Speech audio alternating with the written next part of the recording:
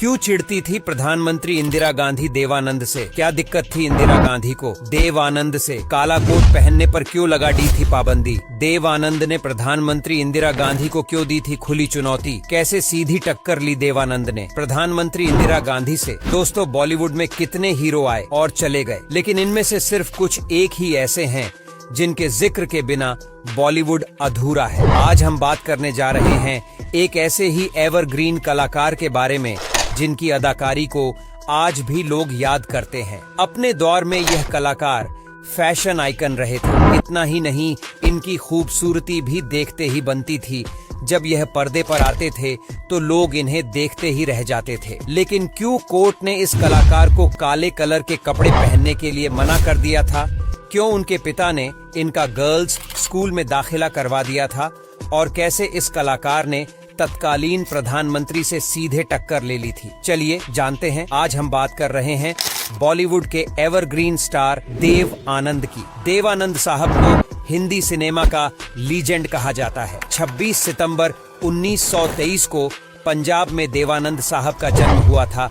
देव साहब का असली नाम धर्मदेव किशोरीमल आनंद था। उन्होंने 1942 में लाहौर से अंग्रेजी साहित्य में स्नातक किया था। वह आगे भी पढ़ना चाहते थे, लेकिन उनके पिता ने यह कहकर मना कर दिया कि उनके पास पैसे नहीं हैं और अगर वह आगे पढ़ना चाहते हैं तो नौकरी कर ले। यही से उनका बॉलीवुड का सफर शुरू हो गया। 1943 में अपने सपनों को साकार करने के लिए जब वह मुंबई पहुंचे तो उनके पास मात्र 30 रुपये थे और रहने के लिए कोई ठिकाना नहीं था। देव साहब ने मुंबई पहुंचकर रेलवे स्टेशन के पास एक छोटे से होटल में कमरा लिया। देव साहब अब मुंबई के सड़कों पर काम की तलाश के लिए भटकने लगे, लेकिन मुंबई में काम मिलना इतना आसान कहाँ होता है। काफी दिन ऐसे ही गुजर गए और उनके पास पैसा भी खत्म होता जा रहा था और काम का कोई ठिकाना नहीं था। तब उन्होंने सोचा कि अगर उन्हें मुंबई में रहना है तो नौकरी तो करना ही पड़ेगी। यही बात उन्होंने अपनी ऑटोबायोग्राफी में भी बताई है। इसके बाद उन्हें मिलिट्री ऑफिस में क्लर्क की नौकरी मिल गई,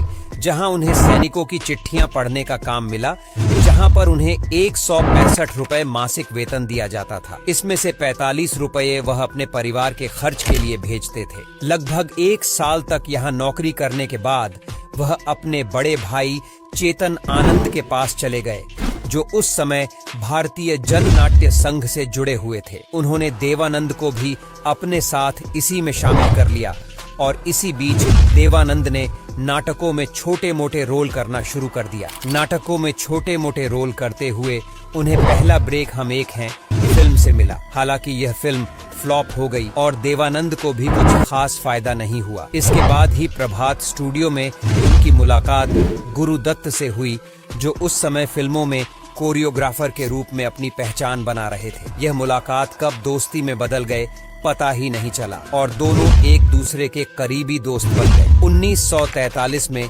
देवानंद चर्च गेट पर लोकल ट्रेन में बैठे थे। इतनी देर में साहिर लतीफ उनके पास आकर बैठे और पूछा कि इन दोनों क्या कर रहे हो। देव साहब ने जवाब दिया, कुछ खास नहीं। इसके बाद ही उन्हें दूसरे दिन बॉम्बे टॉकीज बुलाया गया और अशोक कुमार ने देवानंद को फिल्म जिद्दी में हीरो बना दिया और फिल्म जिद्दी देवानंद के करियर की पहली हिट फिल्म साबित हुई। इसकी कामयाबी के बाद उन्होंने फिल्म निर्माण के क्षेत्र में भी कदम रखा। नवकेतन प्रेजेंट्स की स्थापना की और उन्होंने 1950 में अपनी पहली फिल्म अफसर का निर्माण किया। इसके निर्देशन की जिम्मेदारी उन्होंने अपने बड़े भाई केतन आनंद को दी। इस फिल्म के लिए उन्होंने उस समय की जानी मानी एक्ट्रेस सुरैया का चयन किया, जबकि अभिनेता के रूप में उन्होंने खुद को चुना। यह फिल्म बॉक्स ऑफिस पर बुरी तरह से फ्लॉप हो गई, लेकिन देवानंद ने हार नहीं मानी और अगली फिल्म बाजी के निर्देशन की जिम्मेदारी गुरुदत्त को सौंप दी। बाजी फिल्म की सफलता कुछ इस कदर छा गई कि देवानंद को अच्छे अभिनेताओं में शुमार किया जाने लगा। इसके बाद मुनीम जी,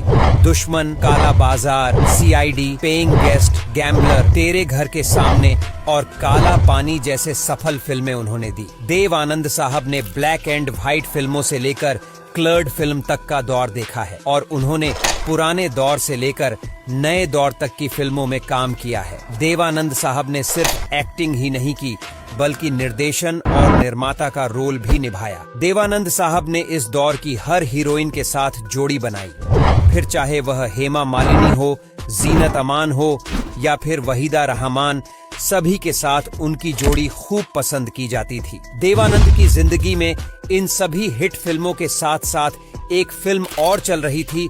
फिल्म अफसर के शूट के दौरान उनका झुकाव सुरैया की तरफ हो गया था। एक गाने के दौरान उनकी नाव पानी में पलट जाती है, तब देवानंद सुरैया को डूबने से बचाते हैं, जिसके बाद सुरैया उनसे बेइंतहा मोहब्बत करने लग जाती है। देवानंद साहब ने सुरैया से मोहब्बत का इजहार सरेआम किया, लेकिन सुरैया की दादी को यह रिश्ता मंजूर नहीं था और देवानंद और सुरैया का रिश्ता वहीं टूट गया। 2005 में जब सुरैया का निधन हुआ तो देव साहब उनके जनाजे में शामिल हुए थे। देव आनंद साहब ने अपने जमाने की मशहूर हीरोइन कल्पना के साथ शादी कर ली, लेकिन उनकी शादी अधिक समय तक सफल नहीं रही। दोनों साथ रहे, लेकिन बाद में कल्पना ने देवानंद को छोड़ दिया और अकेले रहने लगी। सन 1970 में फिल्म प्रेम पुजारी के साथ देवानंद ने निर्देशन के क्षेत्र में कदम रखा। हालांकि यह फिल्म बॉक्स ऑफिस पर बुरी तरह से पिट गई, बावजूद इसके उन्होंने हिम्मत नहीं हारी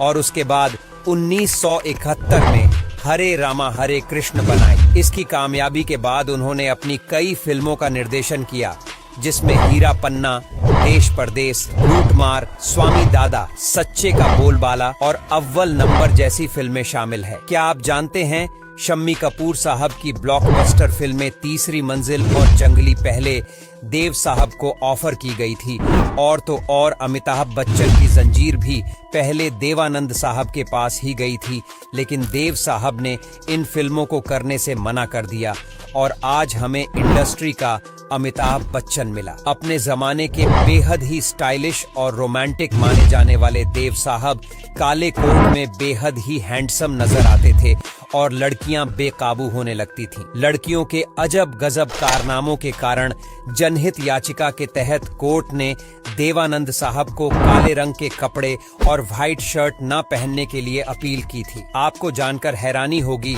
रोमांटिक छवि वाले देवानंद साहब कभी बचपन में इतने शर्मीले थे कि लड़कियों को सामने देखकर घबरा जाया करते थे। देव के पिता उनकी इस कमी से बहुत परेशान थे, तो उन्हें एक आइडिया आया। उन्होंने लड़कियों के प्रति देव की घबराहट को दूर करने के लिए उन्हें लड़कियों के स्कूल में दाखिल करवा दिया। देव आनंद साहब कई साल तक गर्ल्स स्कूल में ही पढ़े, जिससे धीरे धीरे उनकी झिझक और संकोच दूर हो गया। फिर इसका असर यह हुआ कि देव साहब इतने रोमांटिक हो गए थे कि उनके पिता उनकी इस आदत से भी परेशान रहने लगे थे। देव आनंद का सुरैया और जीनत अमान से भी अफेयर रहा है, हालांकि किसी से भी उनकी मोहब्बत मुकम्मल नहीं हो सकी। देवानंद साहब के सहयोगी ने BBC में बातचीत के दौरान बताया था कि देव साहब प्रधानमंत्री इंदिरा गांधी के इमरजेंसी लगाने से खफा थे और इसी समय एक राजनीतिक समारोह में कांग्रेस ने देवानंद साहब को आमंत्रित किया था,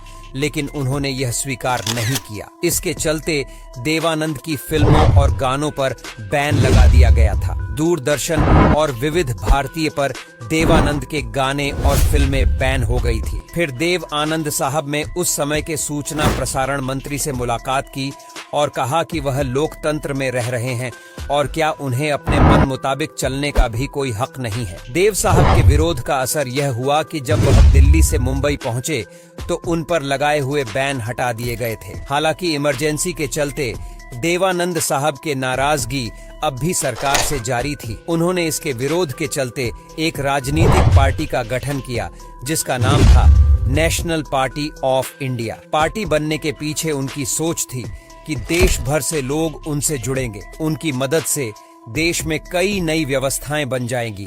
लेकिन देव साहब को एहसास हो गया कि उनके पास चुनाव लड़ने के लिए बहुत कम समय है और मनचाहे उम्मीदवार की कमी भी है, जो उन्हें लगातार खल रही थी। इसलिए उन्होंने राजनीति छोड़ दी और पार्टी को खत्म कर दिया। देवानंद साहब की मुख्य अभिनेता के रूप में आखिरी फिल्म चार्ज शीट थी। इस दौरान उनकी उम्र 88 साल हो चुकी थी। 4 दिसंबर 2011 को लंदन में देव साहब ने इस दुनिया को छोड़ दिया, लेकिन देव साहब का अभिनय और उनके द्वारा किया गया काम आज भी बॉलीवुड में मौजूद है और जब कभी भी बॉलीवुड की बात की जाएगी तो देव साहब का नाम जरूर याद किया जाएगा।